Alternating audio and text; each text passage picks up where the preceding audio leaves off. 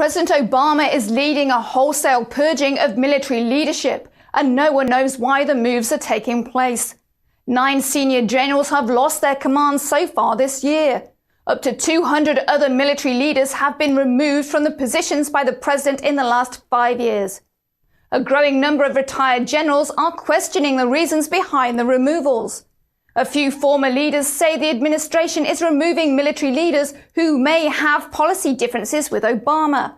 What these differences are is unknown. The former generals and admirals say the president is also using dismissals to scare those who remain into complying with his policies. One former Navy SEAL is telling the press the president is removing military leaders who will not agree to disarm Americans. So far, the White House has been quiet about the moves. Officials only speak to specific replacements for infractions of military discipline. The rate at which Obama is removing military leaders from their positions is being described as a purge. Perhaps there are good reasons for the large number of dismissals. It is possible the moves are being made in response to better reporting of violations. But until the White House addresses the issue directly, the public and military will question why the moves are taking place. History shows bad things can happen when the leader of his nation takes a military purge. President Obama has relieved U.S. Army Colonel Eric Tilley of duty, citing misconduct. The move was made soon after a group of retired generals described a purge of military leaders by Obama. The president has removed 9 generals and flag officers from duty so far this year. Nearly 200 military commanders have been forced from their positions in the last 5 years. News, WorldNet Daily and Anthony Gucciardi are reporting that top generals reveal that Obama's secret high-level military purges. Retired Army Major General Patrick Brady says that the attack on high-level military personnel is so great that it has now obliterated the morale of troops at large, but more importantly, it's centered in terminating any high-level individual that will not go along with the plan. He said there is no doubt that Obama is intent on emasculating the military and will fire anyone who disagrees with him. Another retired general, Army Lieutenant General William Jerry Boykin, who was with Delta Force, said over the past 3 years, it is unprecedented for the number of 4-star generals to be relieved of duty and not necessarily relieved for cause, he said. I believe there is a purging of the military. The problem is worse than we have ever seen. Now, this comes on the heels of what Anthony Gucciardi pointed out in his article. He extended it to the nuclear transfer incident that we reported on at Dyess Air Force Base and the fact that it was unprecedented that the second in command would be fired over a trivial cause, just $1,500 in counterfeit gambling chips, reportedly. But that happened on the same day that we reported the secret transfer from Dyess Air Force Base, where there are not supposed to be any nuclear bombs. And then it got even stranger because the top general in charge of nuclear weapons was then fired, not for a cause, not for any moral shortcomings, but simply because of his performance in a temporary job assignment, it said. Now, I wonder what kind of a temporary job assignment the top commander of the nuclear weapons would be under.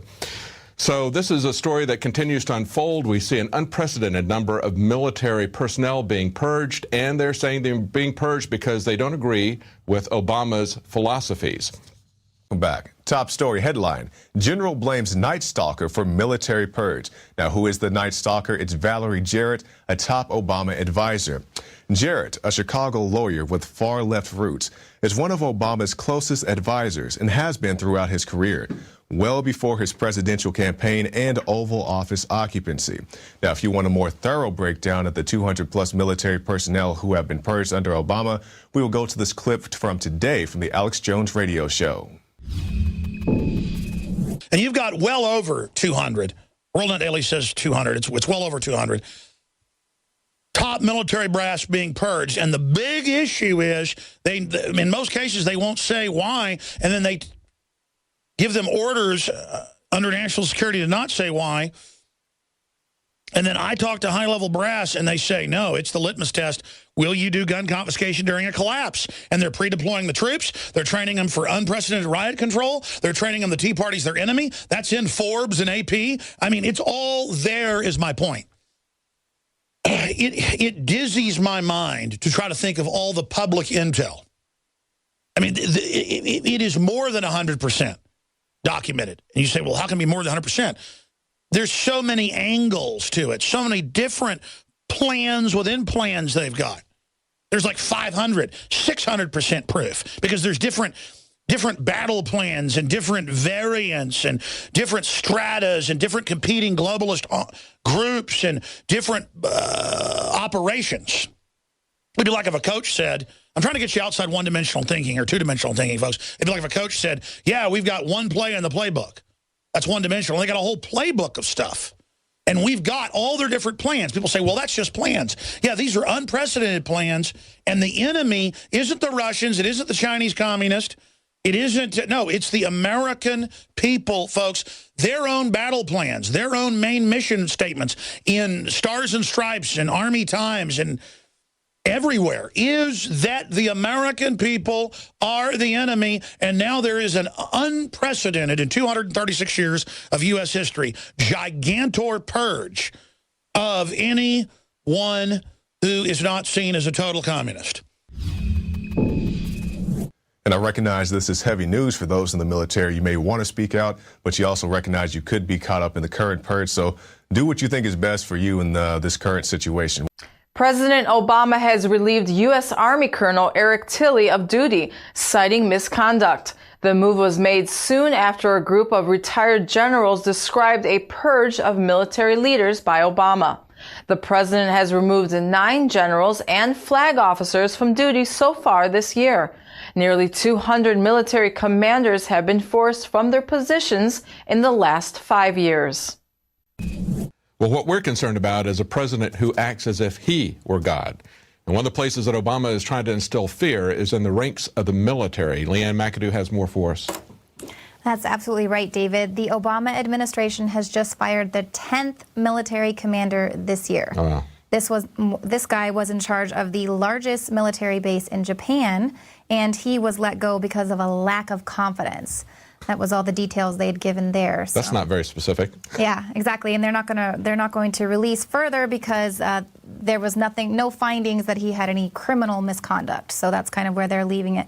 But basically, we're definitely seeing that he is purging the military of anyone who does not go along with his communist agenda. Anyone who questions the official line that he's given to the American people and the media. Of the 9 others that were fired, 3 of those generals were either critical of or directly involved with the scandal that happened in Benghazi. In one case, the U.S. Army General Ham, he was commanding the U.S. African Command when the consulate was attacked. He was highly critical of the decision by the State Department not to send in reinforcements. He said reinforcements could have been sent in time.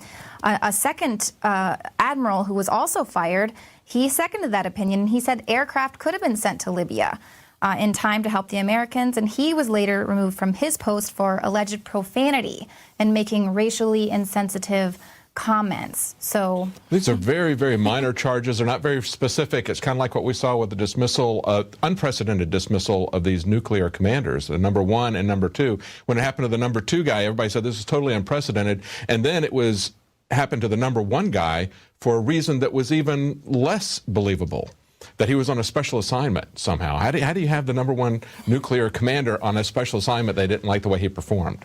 No, yeah, if you don't like the way that Obama performs, you will be purged. And they are sending that message loud and clear through the military.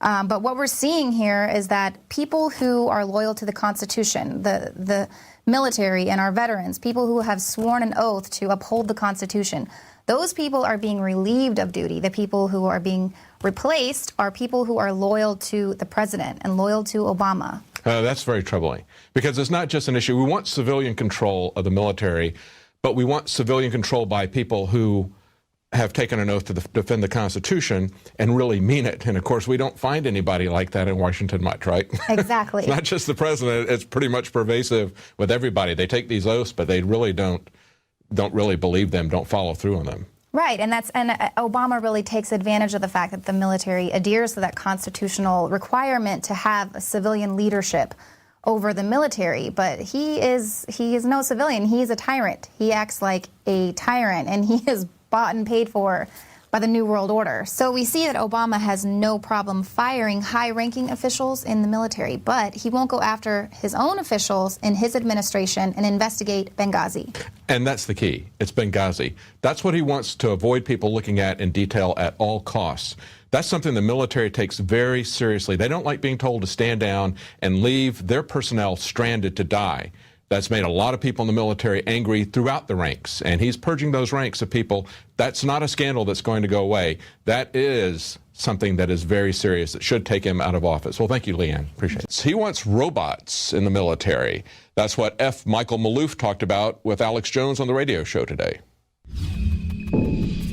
Now, Michael Maloof joins us with some just amazing research. We're so thankful he could come on. Currently, he's a senior staff writer for WorldNetDaily.com, specializing in international, political, and economic analysis.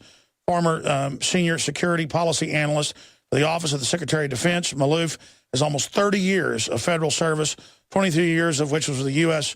Defense Department. Are they really crazy enough to try to really destroy American credibility and get rid of us and maybe just sell out to the communist Chinese or something? I mean, I just look at it and everything points towards sell out America, and the globalists have power through America. And I've criticized that strategy. I don't like being that corrupt imp, but this is really bad. And they're seeing some of these firings as being politically motivated. For example, the three generals that got canned right on the eve of right after Benghazi. The concern is that they were using the firings to deflect attention from this ongoing investigation on Benghazi, which is far from resolved. And as a consequence, there seems to be the notion of trying to hide things. We've had some CIA officers actually told, if you go up and testify, you're going to be removed from your jobs. So the intimidation is somewhat happening in the intelligence world, but it's also much more, and it's easier in the military world because these guys have to salute, take orders, and shut up.